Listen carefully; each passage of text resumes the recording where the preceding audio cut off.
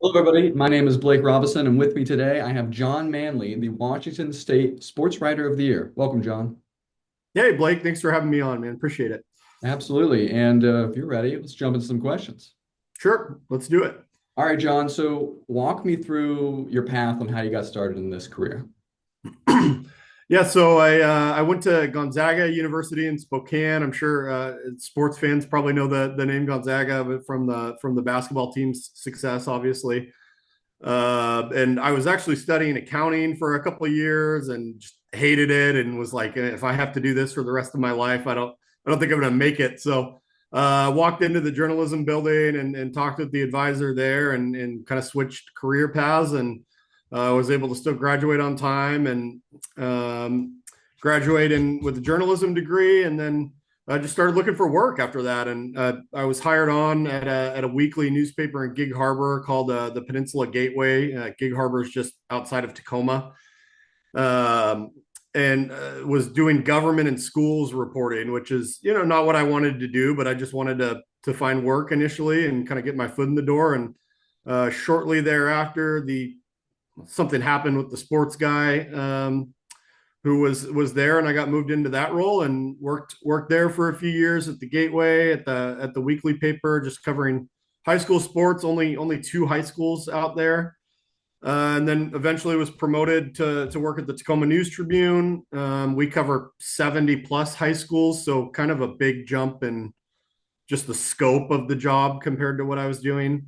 And have been here ever since. It's my hometown paper. I'm thrilled to be able to write for it, and kind of consider myself lucky and just pinch myself that I get to cover sports in Tacoma, where I was born and raised. So that's where I've been. I do a little bit of everything, mostly high school sports, but I've covered Seahawks, Huskies, Mariners, the Sounders, CONCACAF Champions League, some pro golf, a little bit of everything. So it's been very fun. Yeah.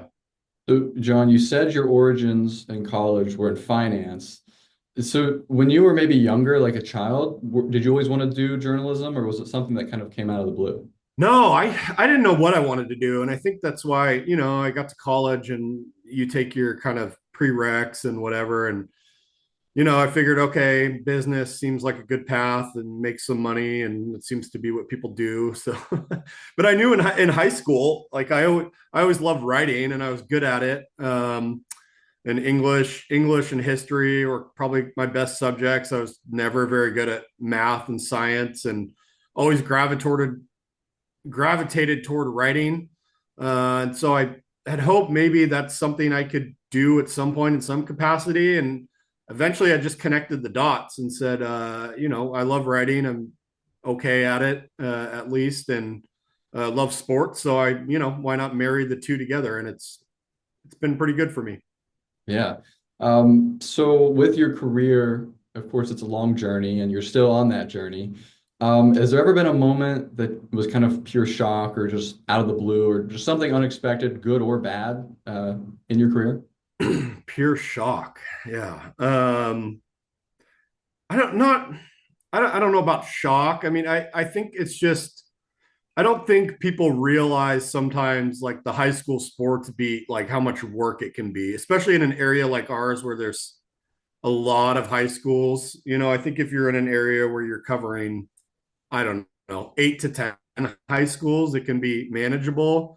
But trying to wrap your arms around a pretty large metro area and trying to figure out how to do that effectively. And it could be, you're just kind of treading water at first. You just kind of get thrown into it. You're trying to figure out how to pace yourself. I think organization is a big key. I don't think I was very good at budgeting and planning and organizing at the beginning of my career. I would just kind of, I was a little bit of a procrastinator in college, and I would just hope things would kind of come together at the last second, like they always seem to work. And in this business, when you're trying to plan out coverage and manage freelancers and coordinate things with your photo staff and talk with editors, and you got to be on top of things. So I think for me, organization and just trying to figure out the pacing and what's worth covering and what's newsworthy and what's not worth covering. in an area with so many schools was probably the biggest thing. I don't know if I would consider it a shock necessarily, but it's definitely yeah, it takes some practice for sure. I think it took about a year until I felt like I really kind of settled into a groove, and then even longer than that before I felt like I was able to start coming up with really good, creative ideas and different ways to cover things. So a lot of people I've talked to said they got their start in the technical aspect, and that was greatly beneficial to them. So would you say starting and having a lot of involvement with high school that kind of prepared you for basically anything now with how in depth that was? Oh yeah, I talked to one of my former colleagues who writes for another high school sports publication, but he's covered everything: the University of Washington Husky beat and pro golf, and he said hey, I'd put the high school sports beat up against any beat at the newspaper. I mean, it's like I said, yeah, and a lot of it is like there's no central database for stats. You don't get like you can't just go on to I don't know the baseball one, Baseball Savant or whatever it is, and see a breakdown of every pitch a pitcher throws throughout a game in a Major League Baseball game, or kind of advanced analytics and stats for football games and Pro Football Focus or whatever it is. You don't get to pull from any of that, so a lot. I'd say like 50% of my job. I'm probably exaggerating, but I joke of my job is just like pestering coaches for stats. Like, can you send me stats from this week? Can you send me stats from this game? Like, is this correct? Why does this not line up with this? And so, yeah, I mean, I think if you could cover high school where you're taking your own stats, you're taking your own video, you're hounding coaches for stats, you're trying to track down different things. I think if you can do that, you can go cover a Mariners game or whatever, a Seahawks game pretty easily. Yeah, I've had some experience with club hockey at Wake Forest, and it's very similar. I asked some of the players, I'm like, "What's your record?" They're like, "Well, we don't really know." I'm like, Mm-hmm. so it's one of those things you just do it and you figure it out as you go. Um, Right. all right, I want to throw a fun question at you. This is kind of my go-to. If you could cover any sporting event of any kind at any venue, do you have a dream combination in mind? Oh, that's a good question. I would love to cover the Masters someday in Augusta. I think that would be really fun, and just to see, it's kind of this like hallowed ground, right? That you're walking on. I think that would be neat. I really want to cover the World Cup, which is coming to Seattle, so I'm going to have an opportunity here, and I believe is 2026 next year, next summer. So I'll have an opportunity to go cover that, and that'll be a dream come true because I kind of like that. I feel like as Americans we have this like insatiable appetite to have content and sports all the time, and so I kind of like that the World Cup is once every 4 years, and it gives it this kind of special. It builds up the Oh anticipation yeah. for it. And so, and you see all the best players from all around the world, and just the pageantry of it all. I'm really excited to cover that. So that's something I'm looking forward to. So yeah, those are a couple that I think come to mind. Those are great. So with you working in the state level and working with various schools, have you been able to form a sense of like community with whether it be readers, listeners, or even the athletes and those involved with the school? Because from what I've heard, that is a huge aspect of your job. Yeah, absolutely. And I think that's part of the reason it's resonating with people. I think that's part of the reason people are subscribing to read our work. It's the last kind of pure community sports thing, right? It's not the kids are not. You might have one in 10,000 that's getting some money, but for the vast majority, they're not getting paid. They're not even on scholarship. They're just doing it to go play with their friends, and it's because it's something they love. And the coaches, I mean, in Washington, I don't know what it is in other states. I think in the South, football coaches especially, get paid a lot better. But the stipend for high school football coaches in Washington State is like $8,000 a year. It's pennies basically for the amount of hours they put in. So they're not doing it for some big paycheck or glory. I mean, they're doing it because they want to invest in their communities and in the kids. And so I think that, I talk with these coaches all the time, and you build a relationship, and you get to cover these kids, from a lot of them that are kind of emerging stars. One of them, Emeka Egbuka, played in the college football championship game yesterday, and he was just a kid from Stillicum High School, and born and raised in DuPont, just right down the street from me. So it's cool. You get to cover these kids from their kind of emerging stars, and they don't know how to be interviewed, and they don't know how to answer questions. And then by the time they're seniors, it's old hat for them. So it's just kind of cool. And people love reading it. It's a lot of newspapers and outlets have just completely abandoned it, which I think is a huge mistake, obviously. And we're seeing them. I think we're kind of reaping the rewards from continuing to stick with it and be invested in it. And it's a lot of hard, thorough work, but I think the community responds to it, and people are happy to see these stories about community sports and high school sports. So I want to plan on that theme of the rewarding aspect of it and really the enjoyment of it. Is there a moment in your career that sticks out to you as just the best highlight or one of the best highlights for you? Yeah.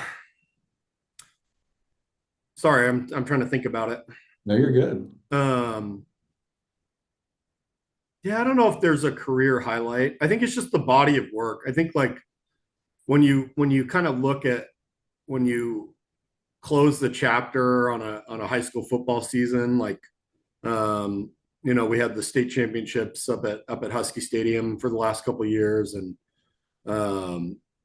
you just kind of reflect back on all that and it's never just me. It's such a group effort. I have a coworker who's full-time high school sports with me, my editor, all my editors, and just McClatchy and this paper have been really supportive of our work. And our visual staff is awesome. I think people, like, a major reason people subscribe is because of the work that our photo staff does with photos and videos. So I just want to say that it's not just me. It's a team effort for sure. I know it sounds cliche, but it's true.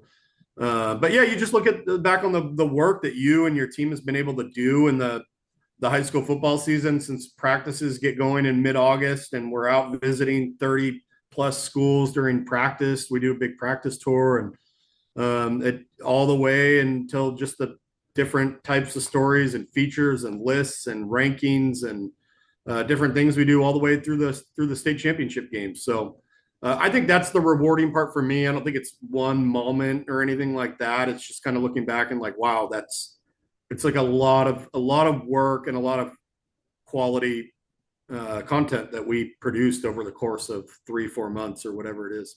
Yeah, it's reaping the rewards of the grind, because it is a grind. Mm-hmm.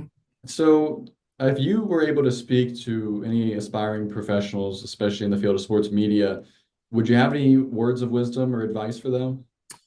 I don't know about wisdom. I don't think anyone's ever described me as wise, but I don't know. I think it's just, for me, and it's kind of how I was raised. It's just you kind of keep your head down and work hard. And that was a lesson I learned from my dad when I was a young kid, and just being respectful, and kind of the old fashioned give a firm handshake and look people in the eye, things like that. But I think there's a lot of validity to that. I think it's just hard work, and I think people notice that over time.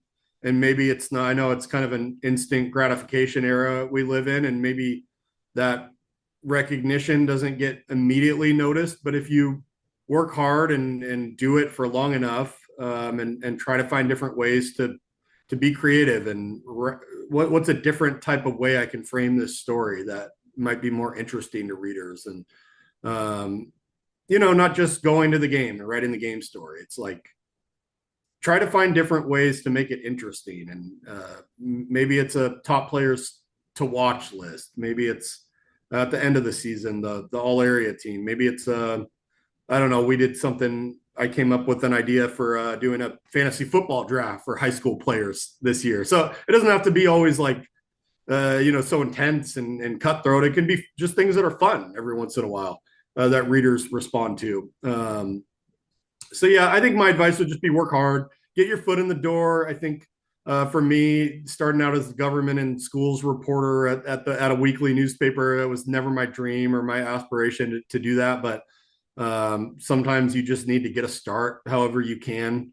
Um, and doors will start to open when people see that you're willing to work hard and willing to accept assignments and just say yes to things. I remember the Seattle Seahawks president or of operations or business or whatever his title is gave a talk a couple of years ago that I covered at his alma mater, Curtis High School, and just said say yes to things. That was one of his biggest pieces of advice was, when your boss asks you to do something and it's outside of your comfort zone and you've never done it, just say yes and try to go do the best you can at it.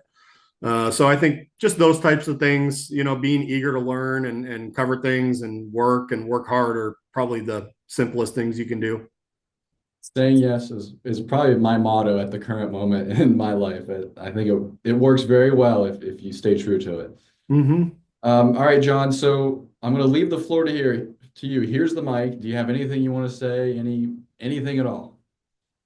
Anything I want to say? Yeah, no, I think we've covered pretty much everything. I just want to reiterate again how grateful I am for the support of our management and our newspaper and all the people I work with. I get to work with some really talented people every day, which is really cool. And just our readers. I mean, we have so many people that subscribe now just for our high school sports coverage. And I'm just thankful for that because they don't have to. I'm really aware of how tight money can be right now, and it's just hard right now with this economy, with the way inflation has kind of gone. So for people to pony up $15 a month or whatever it is to support our work and local high school sports coverage is not something that I take for granted. So I'm just really grateful to be in the position that I'm in, and like I said, get to write for my hometown paper, and I just try to treat the high school sports beat like it's a major beat, a major pro or college beat, because I don't want to ever feel like I'm too good for it or too big for it. I think it's such a I don't know, it's just such a fun, pure thing, and the kids deserve the spotlight too. So just yeah, like I said, grateful to be where I'm at, and thank you, Blake, for your time with this interview. I appreciate it as well. Yeah, absolutely. Thank you, John. And once again, everybody, congratulations to Jon Manley, the Washington State Sportswriter of the Year. Thank you, John. Thank you.